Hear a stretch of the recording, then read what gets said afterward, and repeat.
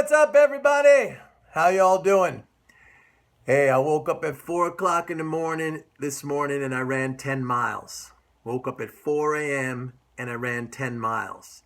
That was the farthest distance I have ever run. So it just goes to show you. And there was a time in that run when I wanted to quit, but I just kept pushing forward. Do not quit. Do not quit. 10 miles, 4 a.m. All right, what's going on? You know what? I think that Donald Trump, President Trump, may have popped his own stock market bubble. And if he has not popped it, then I think he has definitely put a little bit of a hole in it.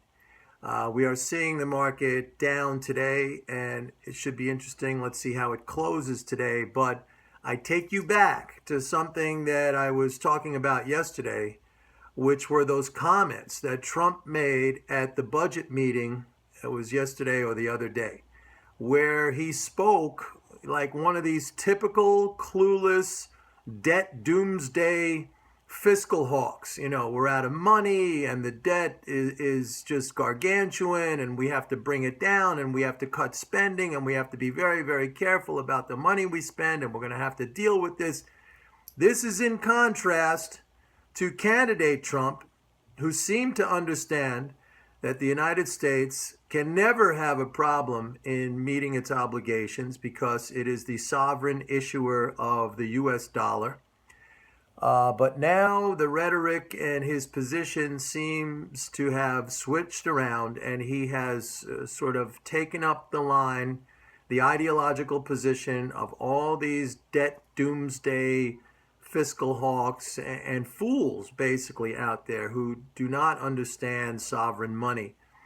And I have already mentioned there are those in the White House, particularly his budget director, this guy Mickey Mulvaney, who's a totally ignorant, completely out of paradigm when it comes to understanding the monetary system and, you know, the difference between a currency issuing nation and a nation that does not issue currency. I mean, this guy Mulvaney is as hawkish as you can possibly imagine. And he is 100% for cuts to very, very important programs like Social Security and Medicare. You know, he's bought into this nonsense that we're broke, that the government has no money, we have no more dollars, we have to borrow dollars from China. And this is a debt that, you know, this is something we're passing along to future generations, which is absolutely ridiculous nonsense. All right, now, not everybody understands this, as you know. I mean, MMT clearly explains this, and even people with a level of common sense understand this as well. But the vast majority of people do not understand this, and this goes right up to the top levels of policy. It goes right up to the top levels of economics as well. So it's not surprising that we have seen a turn in this direction.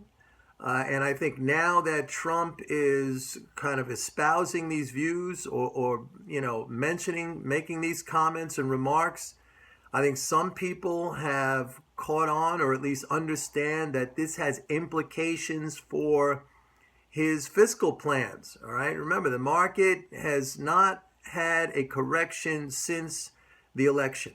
All right. And he's been talking about his big plans with regard to the tax overhaul. I've gone through that. All right, I've explained how the corporate tax cut doesn't seem to me like it's going to amount to very much because basically all it does is legalizes a tax rate which corporations are already paying, if not less. Right, 338 billion out of the 2.8 trillion of taxes that the federal government collected last year. 338 billion, that's 12%. That's what corporations paid. All right. They talked about a middle class tax cut, but I don't hear anything about a payroll tax cut. That would really help the middle class, but there's been no mention of that whatsoever. And the border adjustment tax is a net tax simply because we import more than we export. So if you're going to tax imports, even if you're exempting exports, you're taxing the bigger element, which is the imports. That's a net tax. And as far as this repatriation of profits, basically another way to state that is a scaling back of the foreign operations of U.S. companies. And I don't think they're going to do that, even if they're given a tax incentive, unless they're absolutely sure that bringing that money home, because they use that money overseas to invest and expand their operations, bringing that money home, they see the opportunity to have those lost sales and revenues replaced here domestically. They're going to wait and see.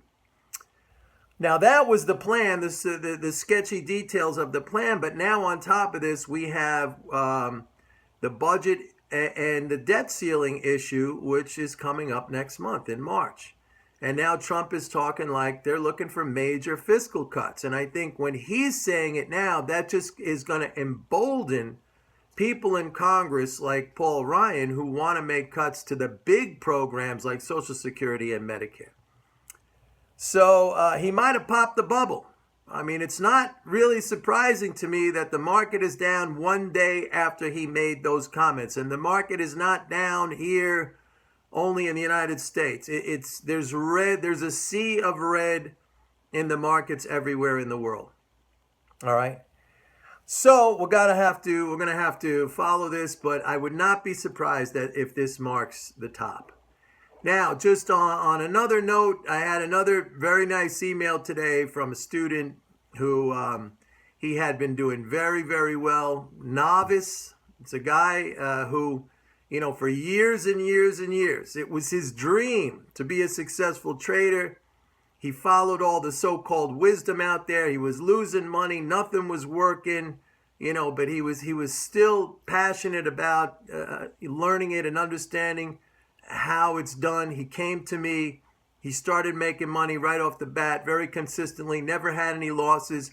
Then recently, in the past month, February, and I spoke about my own personal Forex positions in February, which were down from January, but I held on and now I'm up 30%. He paid with time, right? Now, every other method or approach would have prudently schooled him to take losses. He paid with time. He made money. He's all ecstatic. And that's how it goes. People, most people don't understand the concept of time and how that works into the trading methodology and the trading approach.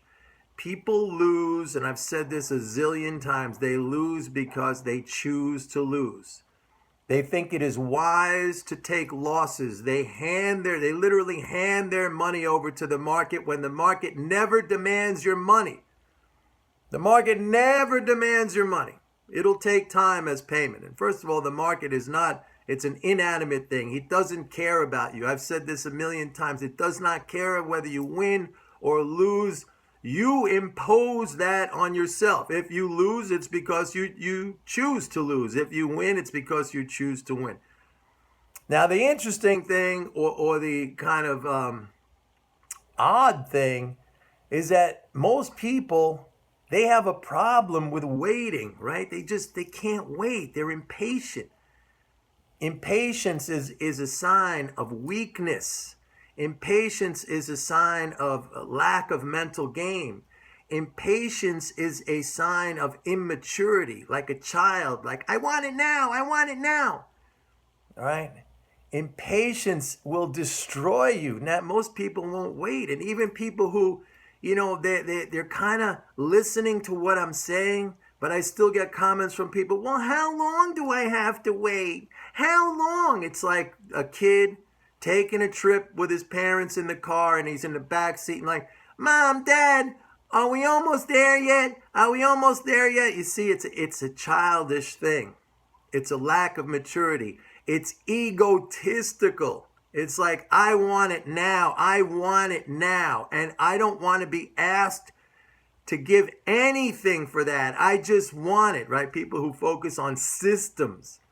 Got to find a system. Mike, your system is no good because you don't tell me the exact point to buy and the exact point to sell. They totally just dismiss the fact that every single closed out trade we do is a profit. That to them is like, that's the important part. And they're like, they don't even pay attention to that. I want to know exactly, what if I told you exactly where to buy and exactly where to sell, but the system lost money? Then would you still be happy?